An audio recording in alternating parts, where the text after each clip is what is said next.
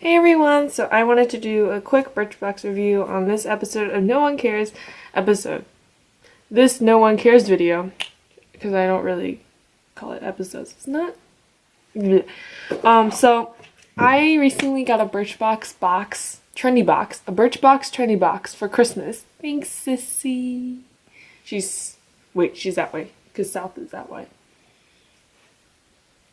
So I've tried most of the products, and the products I haven't tried is because it's like I don't see myself ever using them. So in general, I mean, I have less expectations of Birchbox versus compared to Ipsy because I've watched people open up Birchbox and open up Ipsy, and I usually like the Ipsy stuff better. So. And also because this is a trendy box, it wasn't a box that was given due to the personalized survey questions they ask you. That's also probably why I try not to have very high expectations. But even with such expectations, I'm kind of disappointed.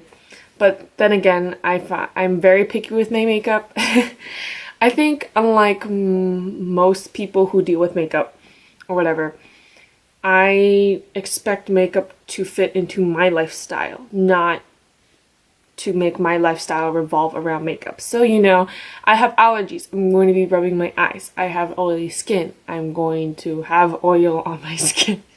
I'm not really going to do primer and stuff because I expect foundation to be able to last through. And if the foundation fails to do that, I'm not going to be like, oh, I like the foundation still. I'm going to go get a primer. I'm going to be like, well, this foundation sucked. It should have lasted without a primer. So, now you know that. I have five things in my box that I'll be going through as quickly as I can. So first things first, I'm the realist. Okay, that's pretty old. I have this eyeliner by Sumita Beauty, Jet Pure Gold, and I'm not going to show you with the whole hand thing because my camera cannot focus. I'm working on it. I'm working on figuring out how it works. So this is what it's a really short pencil. And the first time I swatched it on my hand, which I'm not going to do because this thing does not smudge off, which is amazing. Like, so you put it on, you're going to only have a few seconds to smudge it out if you want to smudge it out, and then it sets. It's done on my hand. So I was very impressed by that when I first tried it. But then after I was processing this, I realized, hey, my hand is a lot drier. Like, I'm washing it constantly. Like, it's pretty, like, it's a normal type. My eyelids are oily, and sometimes they're monolid, sometimes they're double-lided, and that makes it even worse with smudging and stuff. So I did try out this eyeliner yesterday where I smudged it out and also drew a little bit as eyeliner. And I rubbed my right eye because I have allergies, I get irritated, and I rubbed it. At the end of the day, you could discern which eye I rubbed because the right eye, there was no eyeliner, no gold evidence left that I was wearing eyeliner or wearing eyeshadow. And on my left eye, it was still okay, you just also couldn't see it that well. So, I mean, let's see, it is $11 to $21 full size. I have a $20 eyeliner by Hourglass. Actually, I think it's $16 even.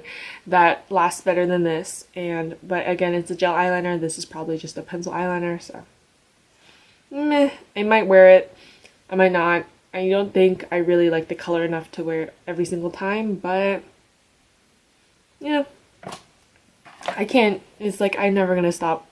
If there's one makeup item that I like, it's probably eyeliner, so I'm probably going to keep it. Next thing is this Balm Staniac. I don't get this. It's by The Balm. And I hear a lot about The Balm, about their like blushes, their bronzers or whatever, and everyone really likes those.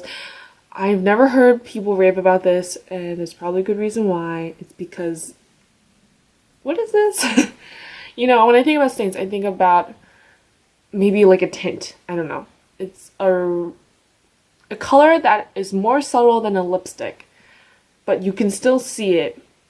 and it covers up. It doesn't look like you are bleeding or you had lipstick and it's stained and now it's settled into your fine lines in your lips, which I do have.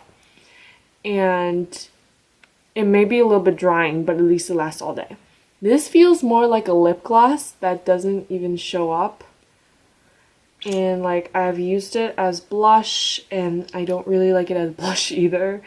So this in general I just didn't like, and I never see myself using it. And it's like, you know, I could have used, like, I think I would have kept using it if it stayed on my lips for a pretty long time and it had a pretty good color payoff, but it didn't have any of those. And yeah, otherwise I would have really liked it because I couldn't feel it on my lips. It didn't feel that drying, and but it didn't. So lip products in general for me are usually a disappointment because I play flute, so I can't really have anything on my lips. Yeah, and if it does last on my lips, you know, it usually isn't that great. Like it's drying or it doesn't have good color payoff. So I might as well just stick to lip balm.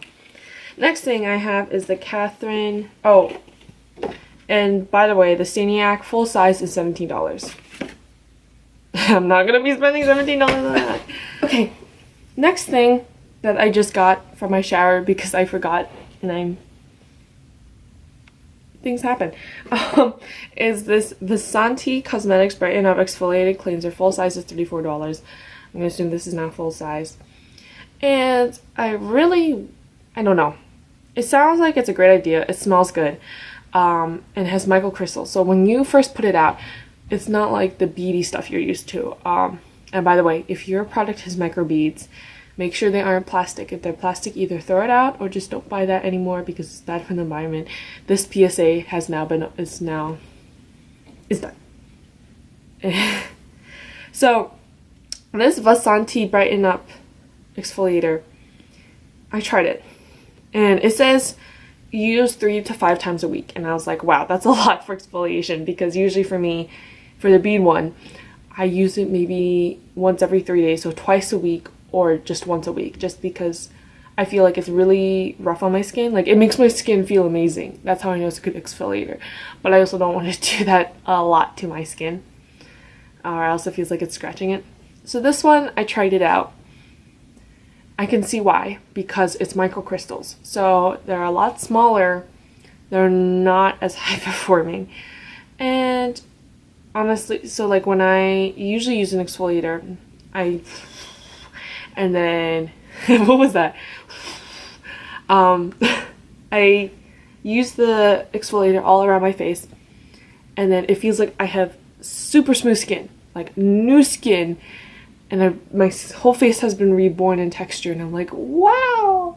And this did not do that. It's like I scrubbed all over my face the same way, and you could still feel rough patches, dry patches all over, and I was like, is this why they say 3 to 5 times a week? So, I mean, I might use this where in the morning if I'm planning to put on makeup and I definitely need precision in dry patches. Like, you can see my dry patches today. I really don't care. I'm not really going out or trying to impress anyone, so. But if I was, then I probably would use this cleanser in the morning just because it's a lot more gentle. It's not going to do a whole lot more, but, you know, I feel like my face is a little bit extra tender and sensitive in the morning, so I think this is the only way I could use this. But yeah, it's not that, like, if you want an exfoliator, don't go for this. Go for your St. Ives Apricot Scrub. This so much better. So yeah. Next thing is this Catherine Maladrino Style de Paris the Style de Paris. Wait, okay, let's do this again. So next up is the Catherine Maladrino Style de Paris perfume, and full size is $110. Of course, they're not gonna send you a whole perfume, so they give you this little mini sample. I am not actually a huge perfume person, and my family in general is not huge perfumey. Like, my mother isn't, my grandmothers are definitely not. Actually, no, one of my grandmothers might be, but we don't, like, we usually don't. And my sister definitely isn't. So, I think I have to put on my survey, like, I'm not a perfume person, because after, like, smelling this, I'm like, it smells like any other perfume.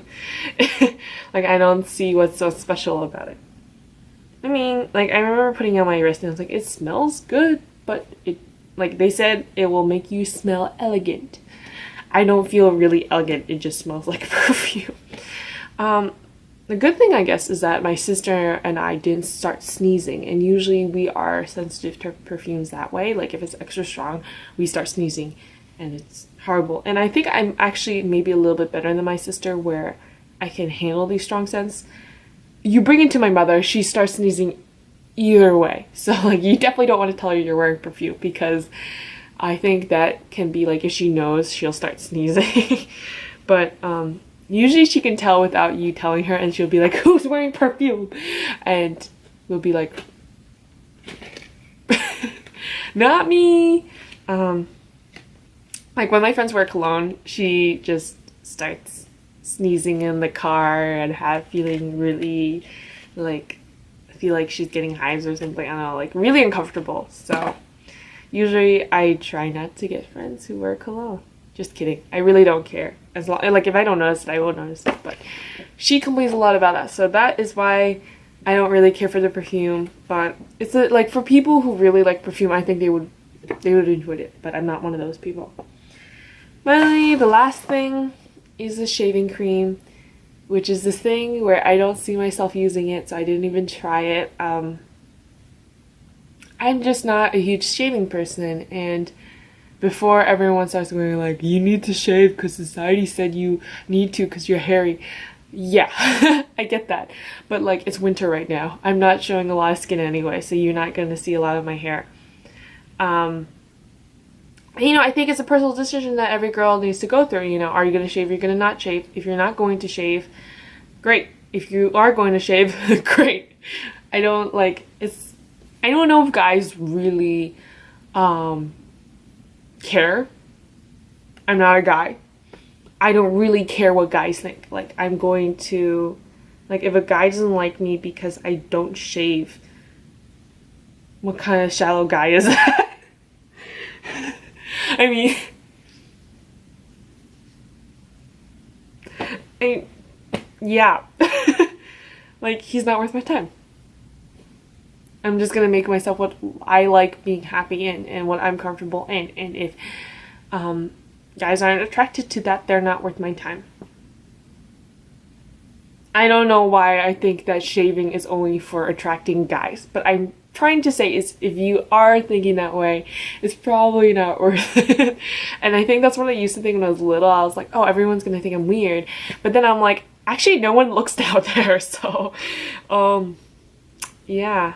Like, I mean, it's kind of interesting when people compare leg hair and, like, body hair, but it's like, not like, ew, you have so much hair. It's more like, oh, that's interesting. And, you know, maybe I'm just around with those kind of people where we think that, yeah, we're weird. Or at least I'm weird. Anyway, that is the shaving cream. I don't know how well it's gonna work because I never use it. I probably will never use it.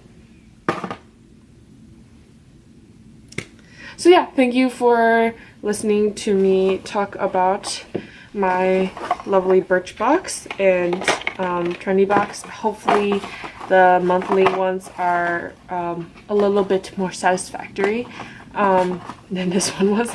But yeah, it was something like this. Birchbox. Yeah, and hopefully in the future I get to try out Ipsy as well, but for now it's like I'm not paying.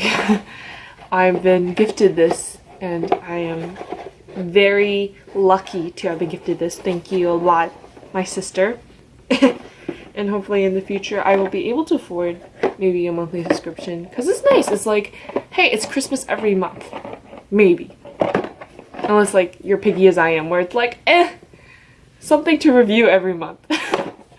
I don't know. We'll see how this goes. So thank you again for watching, and see you next time on the next No One Cares video. Bye!